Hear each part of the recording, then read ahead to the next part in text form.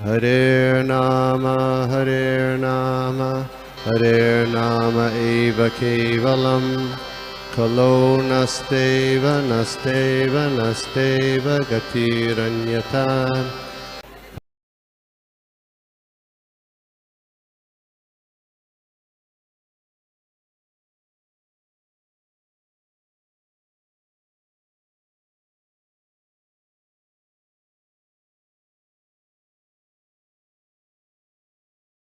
Hare Krishna, Dandavat Pranam to everybody. Sorry, I was late. Srimad Bhagavatam, 3rd Canto, 14th Chapter, 36 Shloka. Sana prasidhatam bhamo Bhagavan urva anugraha vyadasyapi anukampyanam strinam devah sati patihi.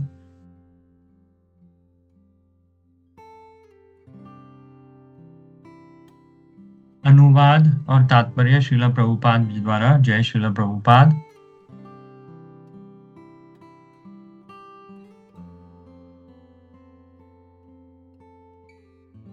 वह हम पर प्रसन्न हो क्योंकि वह मेरा साला है, मेरी बहन सती का पति है। वह सभी स्त्रियों का पूज्य स्वामी भी है। वह सभी ऐश्वर्यों का स्वामी है और उन स्त्रियों पर दया कर सकता है जिन्हें असभ्य शिकारी भी क्षमा कर देते हैं। तात्पर्य छोटा सा है तो मैं पढ़ लेता हूं। भगवान शिव दिति की बहनों में से एक सती के पति हैं। दिति ने अपनी बहन सती की प्रसन्नता का आह्वान किया ताकि सती अपने पति से क्षमा मांगे। इसके अलावा भगवान शिव सभी महिलाओं के पूज्य भगवान हैं। वे स्वाभाविक रूप से महिलाओं के प्रति बहुत दयालु हैं, जिन पर असभ्य शिकारी भी अपनी दया दिखाते हैं। क्योंकि भगवान शिव स्वयं महिलाओं से जुड़े हैं, इसलिए वे उनकी दोषपूर्ण प्रकृति को अच्छी तरह से जानते हैं और वे दिति के अपरिहार्य अपराध को बहुत गंभीरता से नहीं ले सकते, जो उसके दोषपूर्ण स्वभाव के कारण हुआ था। हर कुंवारी लड़की को भगवान शिव की भक्त माना जाता है। दिति को भगवान शिव की अपनी बचपन की पूजा याद आई और उन्होंने उनसे दया की भीख मांगी। आज 2 श्लोक लेने हैं, तो सेकंड श्लोक भी मैं पढ़ लेता हूं।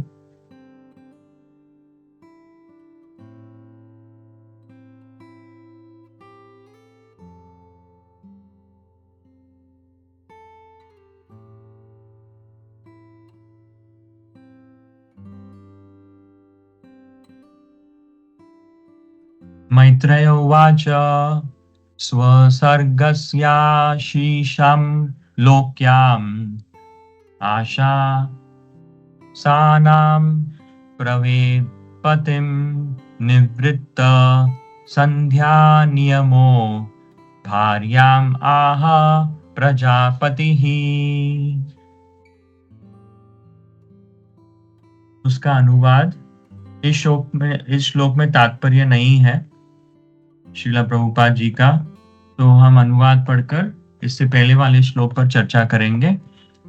मैत्रेय ने कहा, महान ऋषि कश्यप ने अपनी पत्नी से इस प्रकार कहा, जो इस भय से कांप रही थी कि उसके पति ने उसे अपमानित किया है।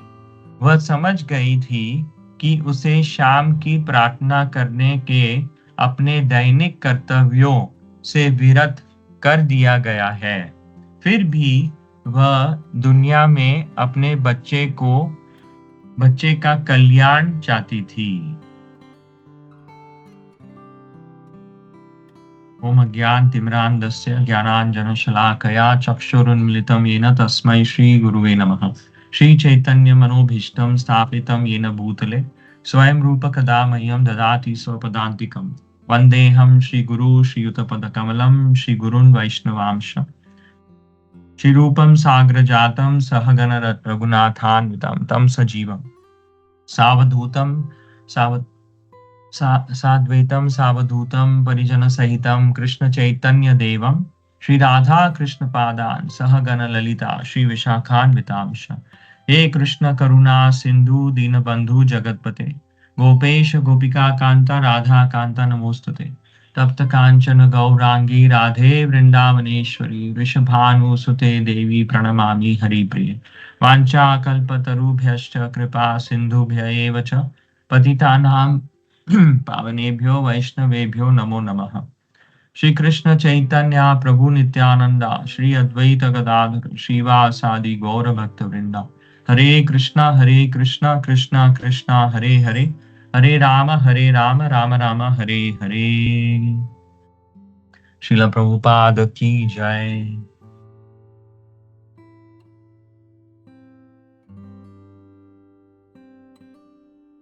हरे कृष्णा।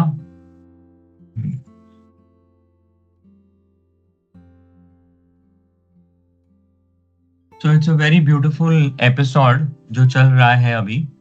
एंड जैसे कि हम देख रहे हैं कि Diti she is praying to lord Shiva for his mercy directly and she is also praying through her husband Kashyap Muni.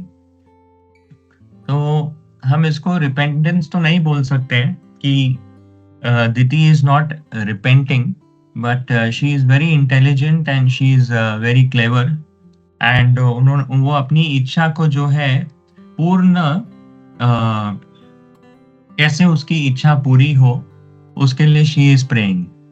तो पहले भी जैसे हम देख चुके हैं कि उन्होंने कश्यप मुनि से कैसे सुंदर तरीके से प्रार्थना की थी, जहां पर वो कहती है कि आपकी और भी पत्नियां हैं और आपने उन सब पत्नियों को एक अच्छा पुत्र दिया है, तो मेरी भी इच्छा है कि आप मुझे भी एक पुत्र दें।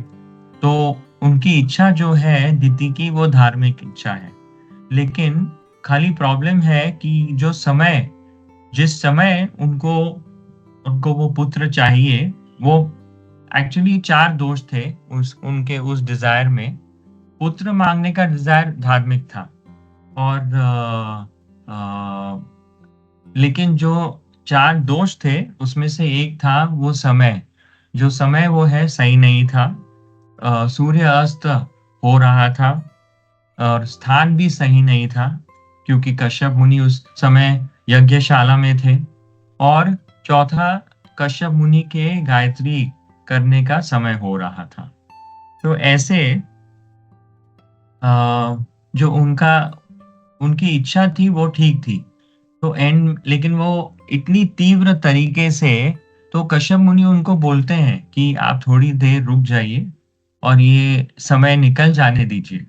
लेकिन तो एक लेक्चर सुन रहा था मैं मधुसूदन प्रभु का, तो बता रहे थे कि उसमें कि अगर स्त्री जो होती है वो उनको अगर आप किसी थोड़ा समय बोलने के लिए रुकने के लिए बोले तो वो उनको लगता है कि उनको उसके लिए मना कर दिया गया है। तो थोड़ा सा वो पेशेंस जो है वो बता रहे थे कि थोड़ा सा कम रहता है। तो ऐसे इसीलिए वो इतनी उनकी तीव्र इच्छा थी कि वो कश्यप मुनि का जो कपड़ा है वो खींचने लगती हैं और वो इच्छा को पूरी करवाना चाहती है।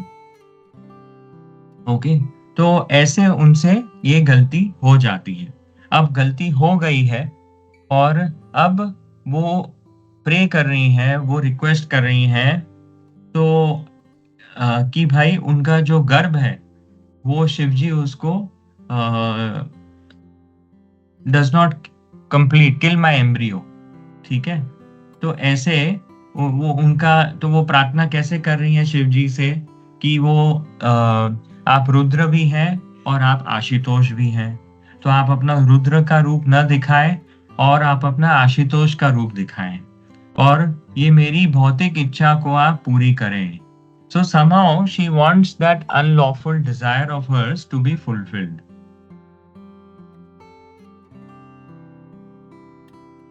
ओके, तो इसके लिए इससे हमें क्या सीखने को मिलता है कि we should be very careful in how we are guiding others.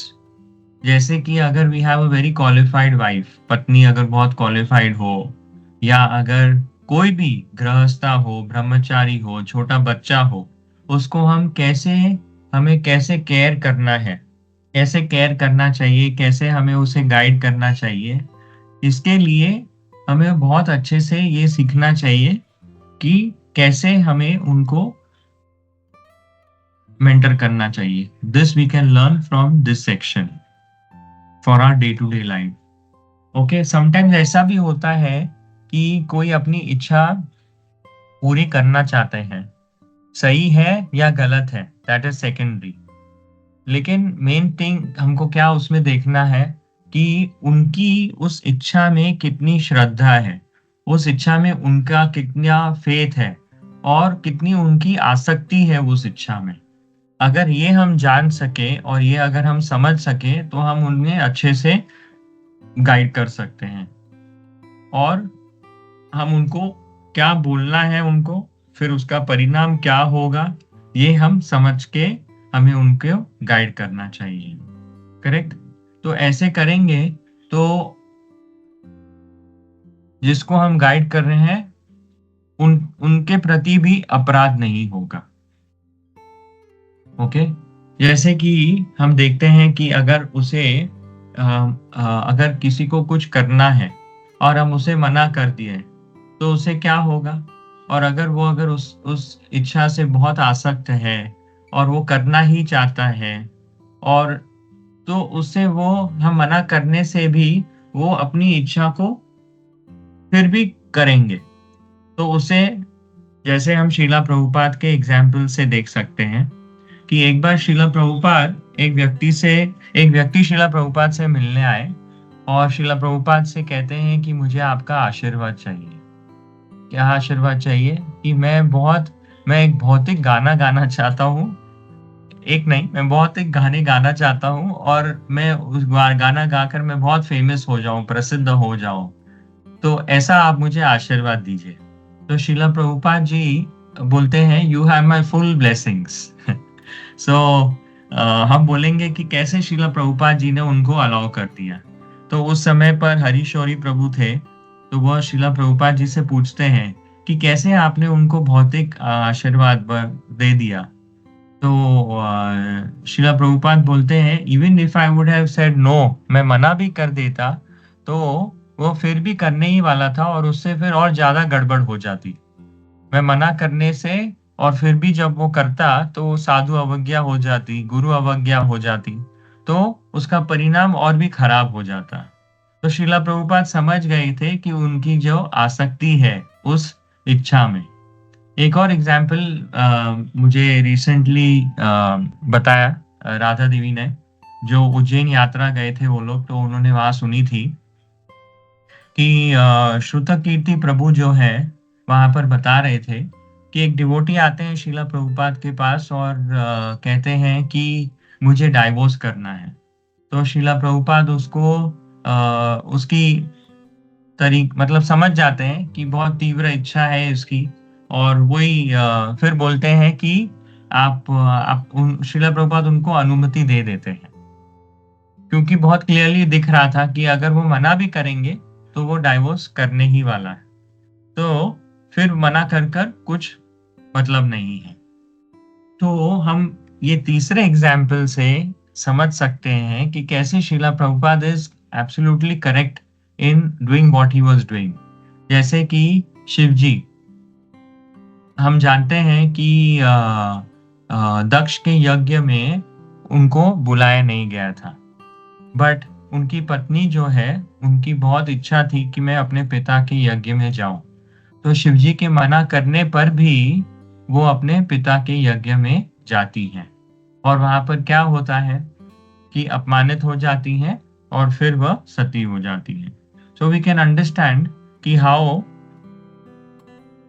and when what should be done. We can learn from this. कितनी आसक्ति है उस व्यक्ति की उस इच्छा में और उसको कैसे प्रेरणा चाहिए, तो ये समझकर हमें गाइड करना चाहिए. करेक्ट. तो just like in this case हम देखते हैं कि कश्यप मुनि जो है उनको पता था क्या होने वाला है. अब वो चाहती है कि अपना गर्भ जो है उनका बच जाए, और उनको पता है कि ये गर्भ से क्योंकि गलत समय पर संभोग हुआ है तो एक नालायक पुत्र होगा जन्म उनका. तो लेकिन वो जानते थे क्या होने वाला है, लेकिन फिर भी वो इतनी छोटे से एक्ट से वजह से समझ गए थे कि इधर अब नरक होने वाला है. Right. So we should, from this again we can learn some lessons for our life कि to error is human. Of course they were not humans, but हमारे लिए सीखने के लिए some mistakes they happen accidentally and some mistakes they happen intentionally. So जैसे we have another example of छोटा हरिदास. तो शिला प्रभुपाद लिखते हैं उस तात्पर्य में कि उनका he had a lustful glance on a woman. तो शिला प्रभुपाद लिखते हैं कि for a man to have a lustful glance on the woman, it is very natural. बहुत स्वाभाविक बात है कि वो एक पुरुष स्त्री के ऊपर ऐसे देखता है. लेकिन एक त्यागी अगर ऐसा करता है तो श्री चैतन्य महाप्रभु ने अपने आचरण से बताया है कि कैसे उन्होंने छोटा हरिदास को दोबारा देखने से मना कर दिया. तो that is the effect for a Tyagi and that is the difference for a गृहस्था. तो ऐसे दूसरे एक एग्जाम्पल में शिवानंद सेन है, वो ले जाते हैं अपनी पत्नी को श्री चैतन्य महाप्रभु के पास, और जब प्रणाम करने के बाद जो श्री चैतन्य महाप्रभु बोलते हैं कि आपकी पत्नी है, और बोलते हैं कि ये गर्भवती है और इनको एक पुत्र होने वाला है और आपको उनका पुत्र का नाम एंड में पुरी से रखना चाहिए. तो ऐसे श्री चैतन्य महाप्रभु ने कैसे एक गृहस्था के साथ और एक त्यागी के साथ अलग व्यवहार करना होता है. तो for a grihastha to have a child, एक पुत्र प्राप्त करना धर्म है, लेकिन एक त्यागी को काम वासना से देखना वो अपराध है, वो निषेध है. तो we may commit a mistake but there will always be a consequence. उसका परिणाम जरूर होगा और ये हमें समझना चाहिए. तो एक श्लोका यहाँ पर कनेक्ट होता है, और 16 चैप्टर का लास्ट श्लोका है, 24th श्लोका, जो 16 चैप्टर का नाम है the divine and the demoniac. और बहुत हम सब भक्ति में गंभीर बनना चाहते हैं, तो हमें ये चैप्टर जो है बहुत अच्छे से पढ़ना चाहिए. और हम सब चाहते हैं कि अच्छे से हम अगर भक्ति में समझें, तो इस चैप्टर में बहुत अच्छे से समझाया गया है कि क्या बताते हैं. यहाँ दिख रहा है कैसे दीति अपनी फिलॉसफी को मिसयूज करती है.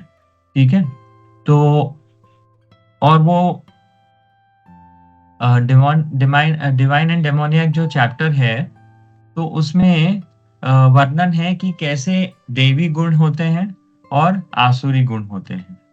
तो पूरा वर्णन करने के बाद अंतिम श्लोक में बताते हैं कि तस्मा शास्त्रम प्रमाणम ते. This is the first line of the shloka.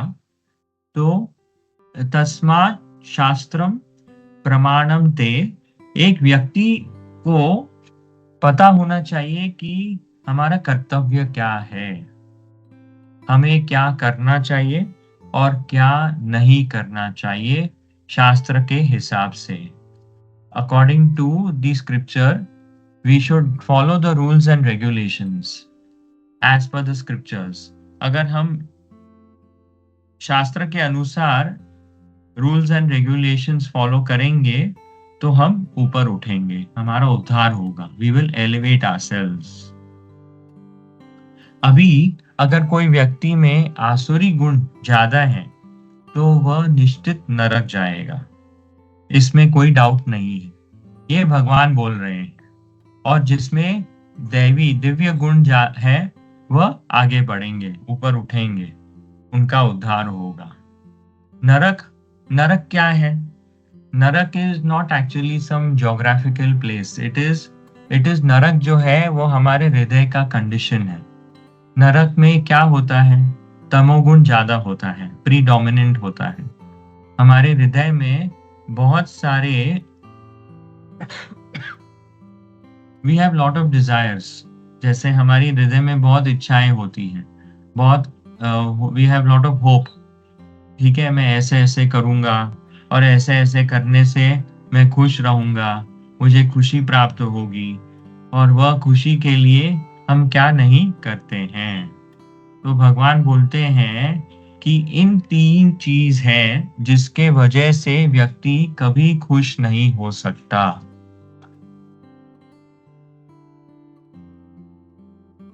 क्या 3 चीज है जिससे व्यक्ति कभी खुश नहीं हो सकता? काम, लोभ और क्रोध। ये 3 बहुत ज्यादा तमोगुण को क्रिएट करते हैं। काम, लोभ और क्रोध जो है, ये 3 बहुत ज्यादा तमोगुण को क्रिएट करते हैं। एंड देन क्या हो जाता है? वो उसे एक नरक के सिचुएशन में डाल देता है। तो एक बार श्रीला प्रभुपाद लंदन में थे, तो एक रिपोर्टर श्रीला प्रभुपाद से पूछते हैं कि थोड़ा सा नरक का वर्णन कीजिए। तो श्रीला प्रभुपाद बोले, लंदन इज हेल। तो रिपोर्टर बोलता है कि यहाँ पर तो ये लंदन इतना सुंदर है, हरियाली है, और आप तो प्रभुपाद बोलते हैं it is green hello but it is still hello. तो एक्चुअली तो हमको क्या इससे सीखने को मिलता है कि कोई एक्सटर्नल सिचुएशन से हम खुश नहीं हो सकते हैं। ऐसे जैसे कि अभी गर्मी है और हम एसी में ट्रैवल करते हैं या एसी में रहते हैं, तो हमें टेम्परेरी कुछ खुशी मिलती है। लेकिन ऐसा नहीं है कि एसी में रहने से हमें दुख नहीं मिलता, हमें प्रॉब्लम्स नहीं होते। हमें दुख होता है। क्यों होता है? क्योंकि प्रॉब्लम एक्चुअली हृदय में है। तो बाहर की सिचुएशन को हम कितना भी चेंज कर लें, सॉल्यूशन है हृदय के सिचुएशन को चेंज करना। तो हृदय के सिचुएशन को जब तक चेंज नहीं करेंगे तब तक हमें हमारे एक्चुअल प्रॉब्लम का सॉल्यूशन नहीं प्राप्त होगा। तो भगवान कृष्ण बता रहे हैं कि जो व्यक्ति अपने इंस्टिंक्ट्स के हिसाब से चलता है, अपने इंस्टिंक्ट को ही फॉलो करूंगा, मेरी जो इच्छा है मैं वैसा ही करूंगा, जैसे कि दिति ने किया। फिलोसॉफिकली में उसे अकॉर्डिंगली मोल्ड कर दूंगी। तो she is trying to she is requesting her husband out of fear, जैसे हम देख रहे हैं, भय के कारण। ठीक है, कि don't allow Lord Shiva to kill my embryo. Okay, and फिर बोल रही है he is our relative, he is very dear to women. जैसे बताया है कि श्लोका में भी कि all women worship Lord Shiva. तो ऐसे वह शिव जी से प्रार्थना भी कर रही है और अपने पत्नी को भी अपने पति को भी कह रही है कि वह शिव जी को मना ले। राइट? तो जैसे हम देखते हैं 2 प्रकार के लोग होते हैं।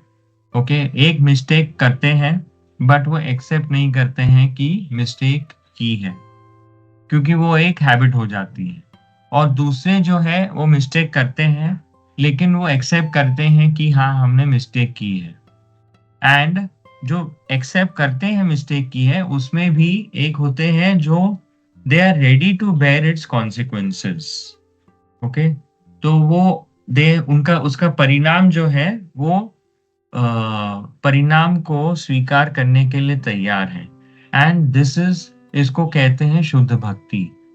तो दिति जो प्रार्थना कर रही है उसका हृदय अच्छा है, वो भय में है, वो जानती है कि गलती की है उन्होंने, लेकिन ये शुद्ध भक्ति का स्थल नहीं है कि वो जो प्रार्थना कर रही है कि उस गलती को कैसे सुधार लिया जाए, उसका परिणाम वो है स्वीकार नहीं करना चाहती। तो जैसे दिति ने गलती की और वो उसका नेगेटिव रिजल्ट नहीं चाहती है, सो दिस इज नॉट शुद्ध भक्ति।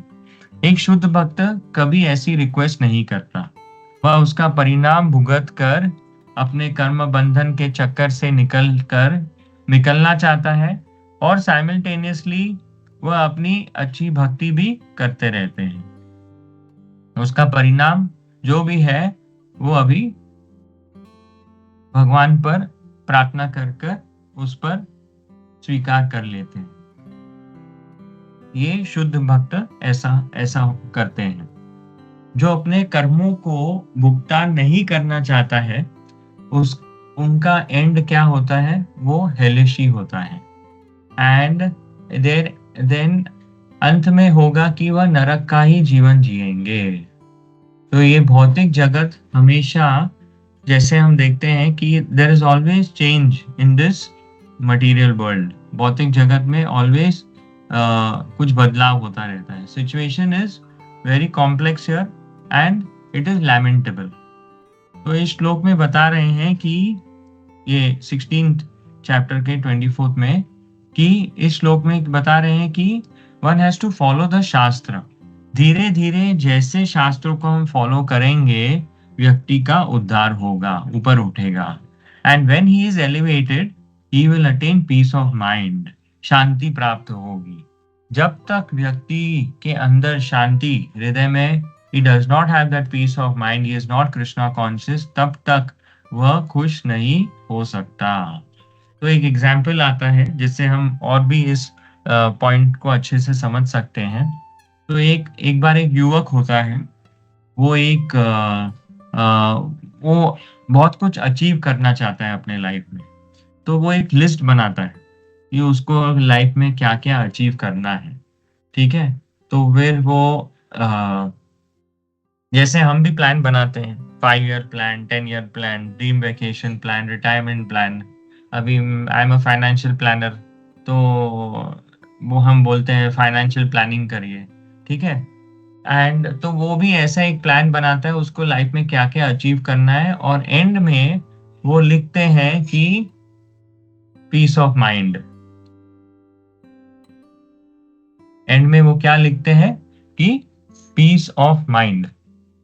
तो फिर वो लिस्ट बनाने के बाद फॉर्चुनेटली उनका एक गाइड है, और वो गाइड के पास जाते हैं और वो अपनी साधु को वो एक लिस्ट अपनी दिखाते हैं और बोलते हैं कि प्लीज आप देखिए और मुझे आशीर्वाद दीजिए कि मैं ये सब अचीव कर पाऊं। और और एक और चीज आप बताइए कि मैं इसमें से सबसे पहले क्या अचीव कर सकूं।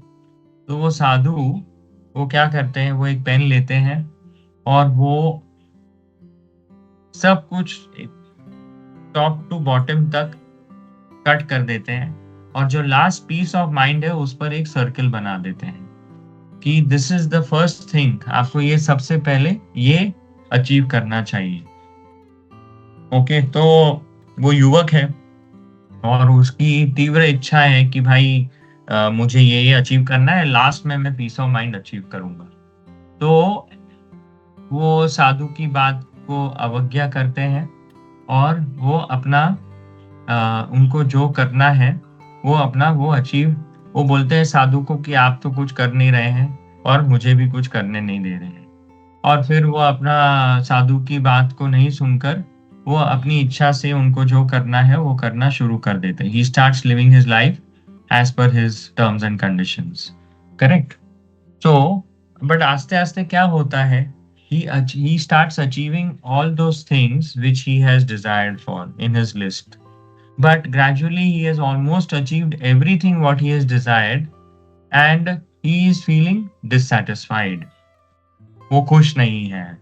तो तब उसको वो साधु की बात याद आ जाती है कि मुझे उनकी बात मान लेनी चाहिए थी, और जैसे उन्होंने कहा था कि पहले मुझे शांति, peace of mind, Krishna consciousness को अचीव करना चाहिए और उसके बाद दूसरी चीजों को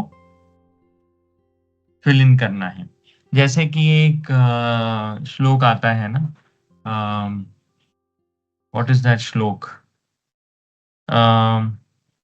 अम्बरीश महाराज, can somebody help me please? That by watering the tree, automatically the leaves, the fruits, and everybody is satisfied. Is it Tarora Mula Nishi? Can somebody help me please? Correct. Same shloka. Okay.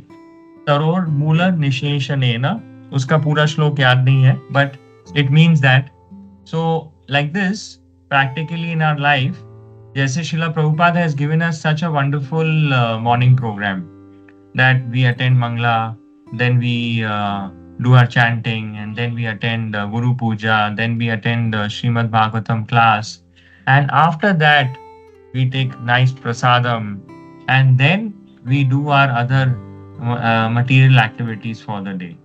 So if we prioritize and if we can do these things first, and automatically our day will be wonderful. I'm sure हम सब ने ये experience किया है कि when we do this, our days are wonderful. And if we don't do this, and if it is the reverse, then it's a really bad day actually. तो ये example से हमें ये सीखने को मिलता है। फिर आगे भगवान कृष्ण इस पूरी भगवत गीता में यही शिक्षा दे रहे हैं कि कैसे हम खुश रह सकते हैं। ये चीज हमें समझ लेंगे और थोड़ा सा अनुभव अगर हो जाएगा कि ये नहीं है, क्या नहीं है, हम ये शरीर नहीं है। जब मैं शरीर नहीं हूं, इसको हम अगर समझ लें और इसको हम थोड़ा बहुत अनुभूति भी कर पाए, then the whole problem is solved.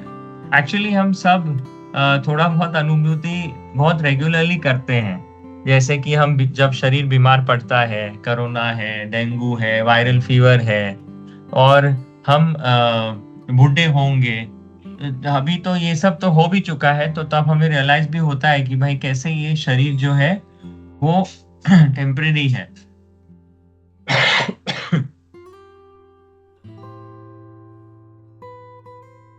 तो हम जैसे बहुत परेशान,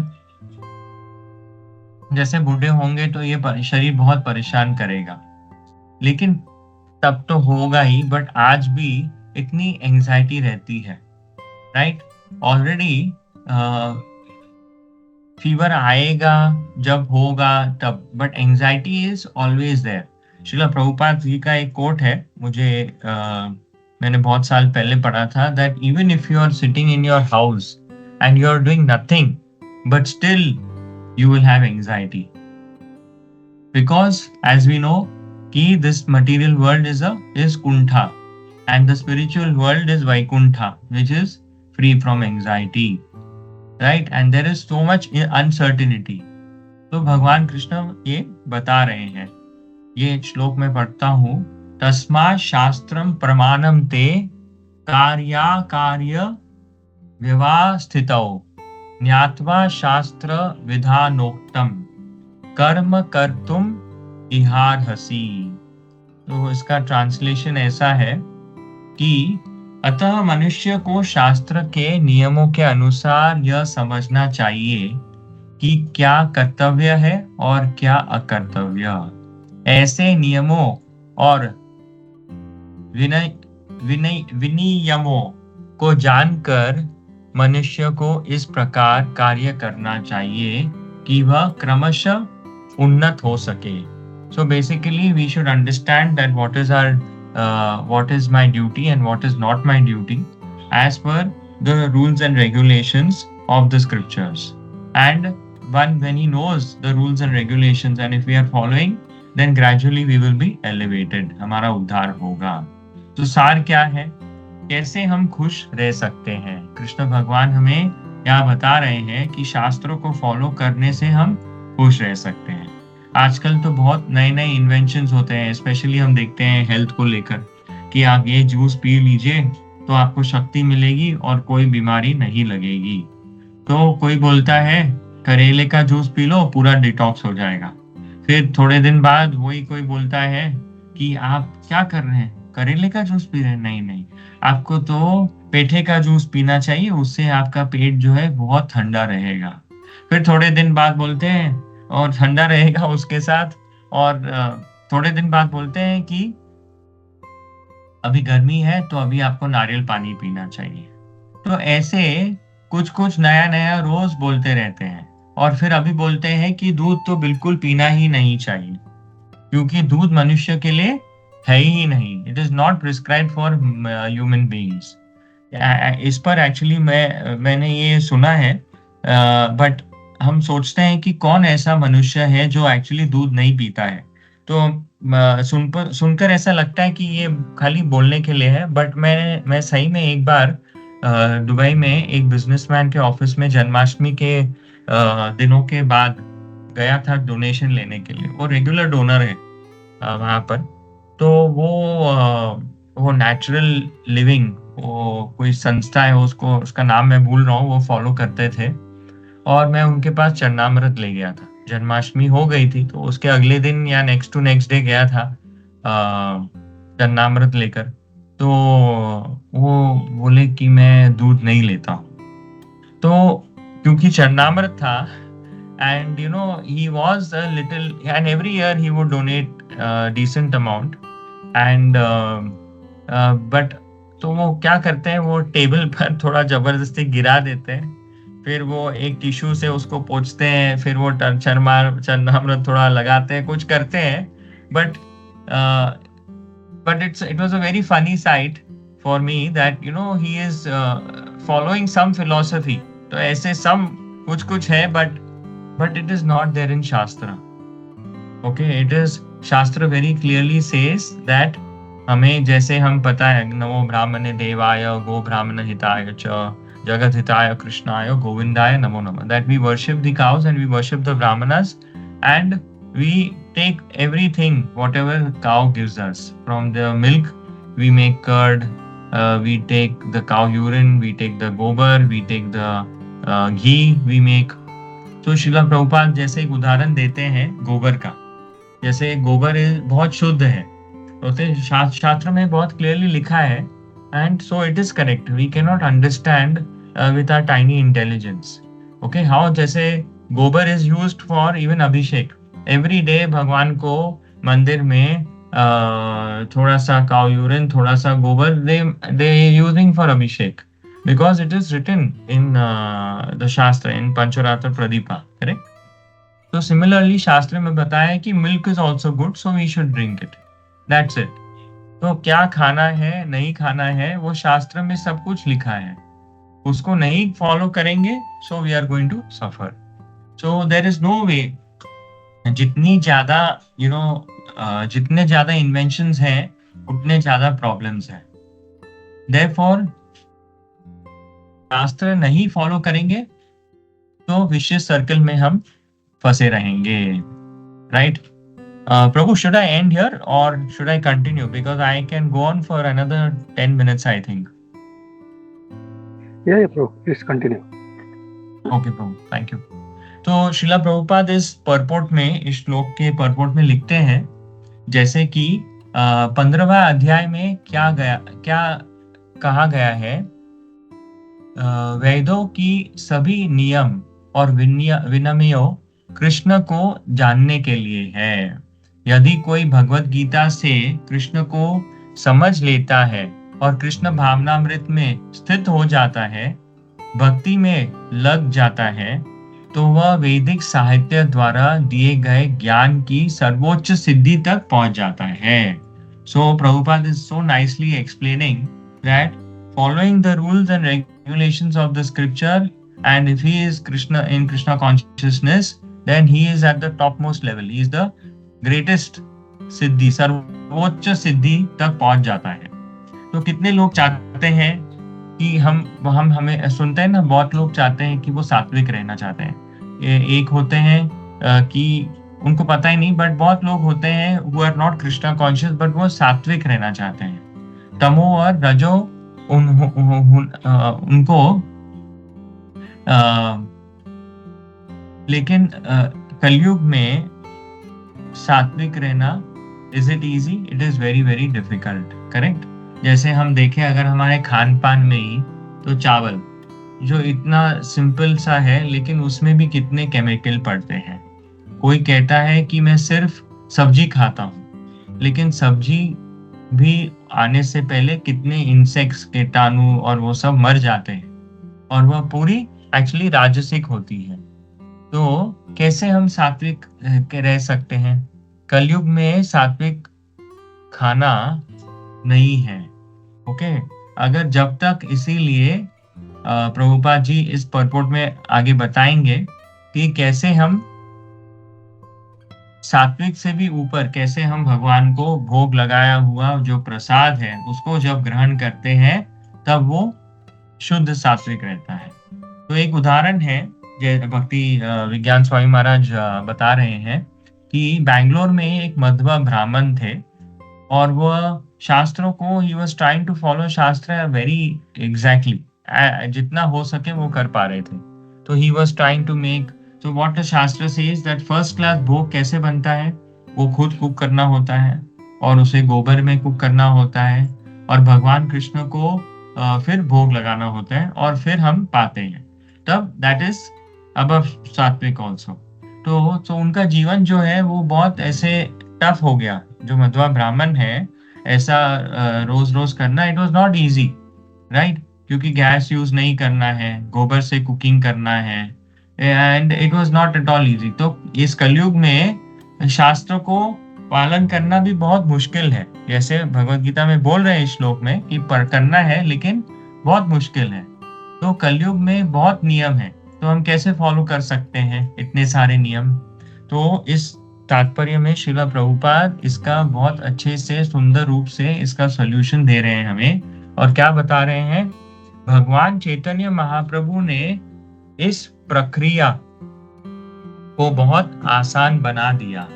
उन्होंने लोगों से केवल हरे कृष्णा कृष्ण कृष्णा हरे हरे, हरे रामा राम राम हरे हरे का जप करने और भगवान की भक्ति में लग जाने तथा अर्च विग्रह को अर्पित भोजन के बचे हुए भाग को खाने को कहा है।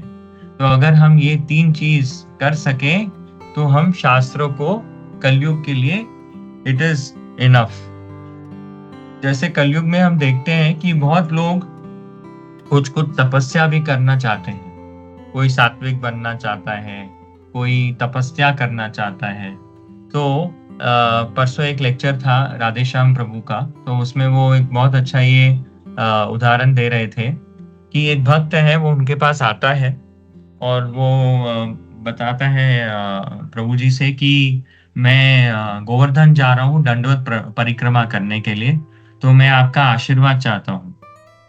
तो प्रभुपाद जी बोलते, राधेश्याम प्रभु उनको बोलते हैं कि आप बताइए कि आप पहले तो कितनी माला कर रहे हैं।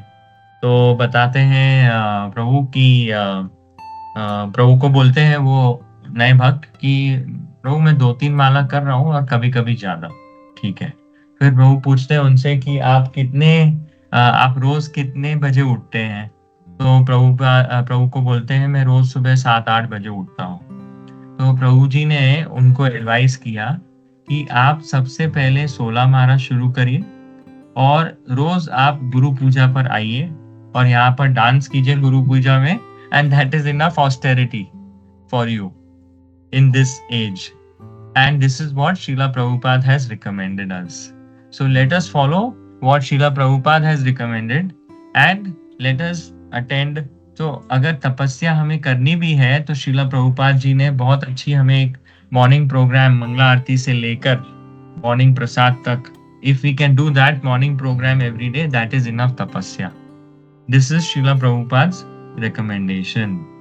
ठीक है, तो आगे परपोर्ट में लिखते हैं कि जो व्यक्ति इन समस्त भक्तिमय कार्यों में प्रत्यक्ष रूप से संलग्न रहता है उसे समस्त वैदिक साहित्य का अध्ययन करने वाला समझना चाहिए। व्यक्ति को बिना किसी तर्क के तदनुसार कार्य करना चाहिए इसे ही शास्त्र के सिद्धांतों का पालन करना कहते हैं।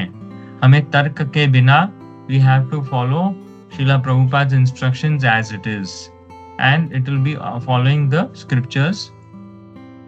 शास्त्र में देखिए, शास्त्र में वे चार मुख्य दोष नहीं है। कौन से मुख्य दोष चार जो हम में है?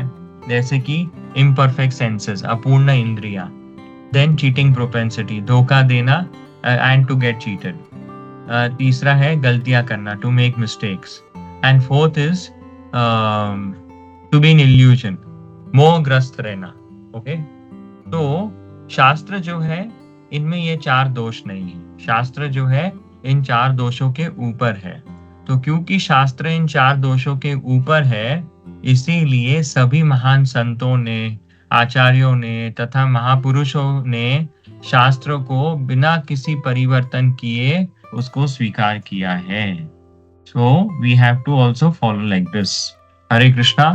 And I would like to end with today's, जैसे आज श्रीला नरोत्तम दास ठाकुर जी का तिरोभाव दिवस है, एंड आई नो जैसे रात को आप करते हैं डिस्कस उस पर, बट एक line I will just from one of his bhajans I will just read the meaning of it and end with that.